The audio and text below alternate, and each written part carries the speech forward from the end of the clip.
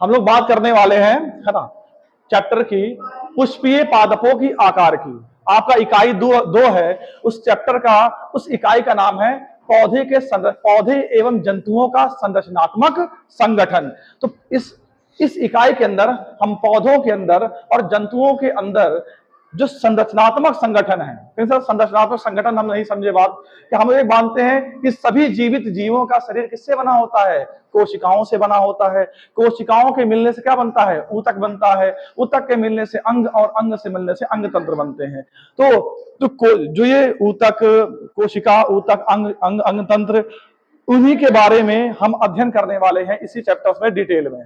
पहला चैप्टर आपका है पुष्पीय पादपों का आकार की, और दूसरी चैप्टर क्या है आपका? पुष्पीय पादपों का शरीर, और तीसरा चैप्टर क्या है आपका? जंतु ऊतक वाला चैप्टर है। इन तीनों चैप्टर्स के अंदर हम लोग इस को डिटेल में जानेंगे।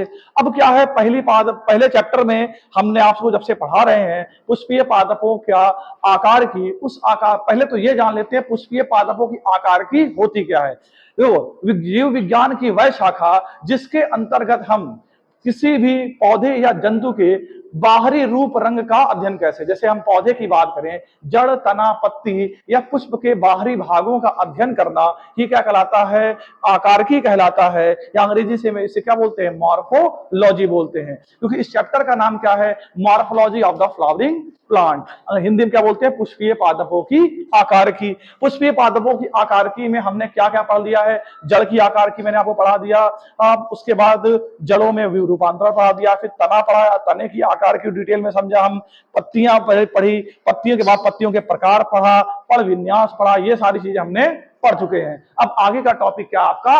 पुष्प, जिसे क्या बोलते हैं? फ्लावर। हम जानते हैं पौधों में दो भाग होते हैं, एक होते हैं वर्धी भाग और एक होता है लैंगिक जनन भाग। हम लोग जानते हैं पौधों के अंदर दो प्रकार का जनन होता है, एक अलैंगिक जनन और लैंगिक जनन। ऐसा पौधों के अंदर होने वाला अलैंगिक जनन को हम क्या बोलते हैं? वर्धी जनन भी कहते हैं। अब ये जो वर्धी जनन है वो किन भागों से होता है? जड़, तना, पत्ती। इसलिए पौधों के अंदर जो जड़, तना, पत्ती है, इसे क्या कहते हैं? वर्धी भाग बोलते हैं। जबकि पुष्प को क्या बोलते हैं? जनन भाग कहा जाता है।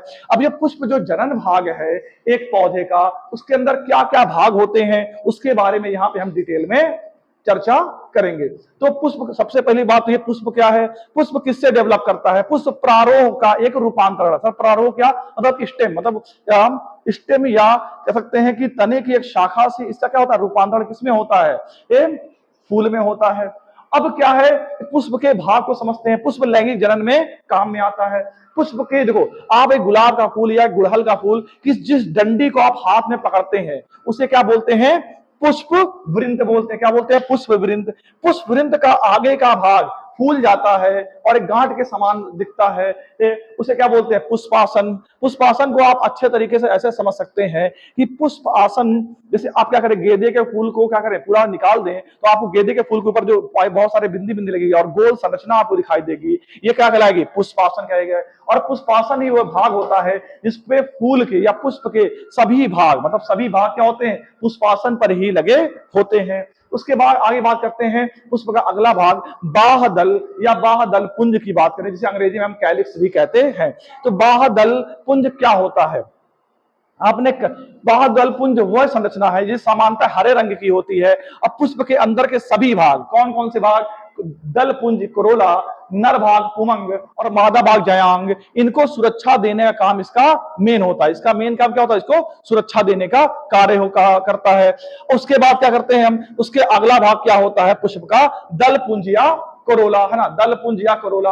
आपने गुलाब का फूल, चमेली का फूल, अलग अलग प्रकार के पुष्प देखे होंगे। तो जो अलग अलग प्रकार के पुष्प जो रंग बिरंगे हमें देखने को मिलते हैं, वो पुष्प का कौन सा भाग होता है? दल पुंज या कोरोला होता है। अब बात करते हैं दल पुंज या कोरोला। अब समझिए ये जो दल पुंज है इसका कार्य क्या होता है? दल पुंज का सबसे मेन कार्य, सबसे जरूरी जो कार्य होता है दल पुंज का, वो ये होता है कि ये कीटों को क्या करता है? आकर्षित करता है। क्योंकि अगर ये रंग बिरंगा होता, अगर कोई पुष्प आपको सफेद कलर का दिख रहा है, इसका मतलब है वो कि उसका परागण कभी भी कीट के द्वारा नहीं होगा। क्योंकि पुष्प जब रंग बिरंगा दिखेगा तभी कीट उसके तरफ आकर्षित होंगे, तभी परागण की प्रक्रिया संपन्न होगी। तो ये परागण की प्रक्रिया को करने के लिए नर भाग तक पहुंच, पुष्प की तरफ क्या करता है, कीटों को आकर्षित करने का कार्य करता है। कौन, कोरोला या फिर दलपुंज। फिर आते हैं, देखो जो कैलिक्स और कोरोला, बाह्य दलपुंज और दलपुंज जो होते हैं ये सहायक भाग होते हैं।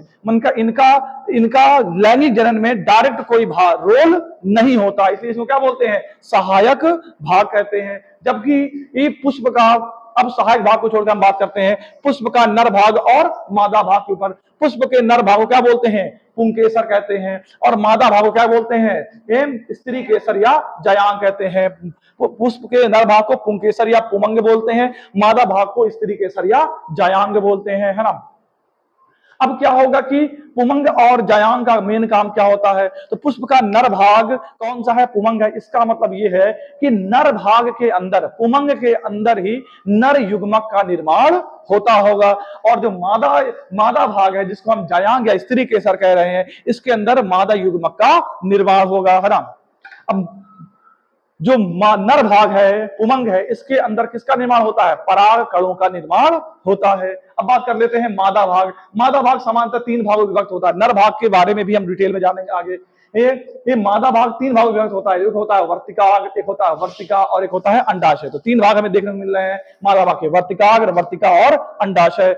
वर्तिकाग्र और अंडाशय का कार्य क्या होता है, वर्तिका अवय भाग होता है। नर भागों से बना हुआ जो परागकण होगा, नर भागों से बना हुआ जो परागकण होगा, उन परागकणों को एक प्रकार से रिसीव करने का काम कौन करेगी, वर्तिकाग्र करेगा, मादा भाग का। उसके बाद दूसरा आपको स्ट्रक्चर बता हुआ है वर्तिका।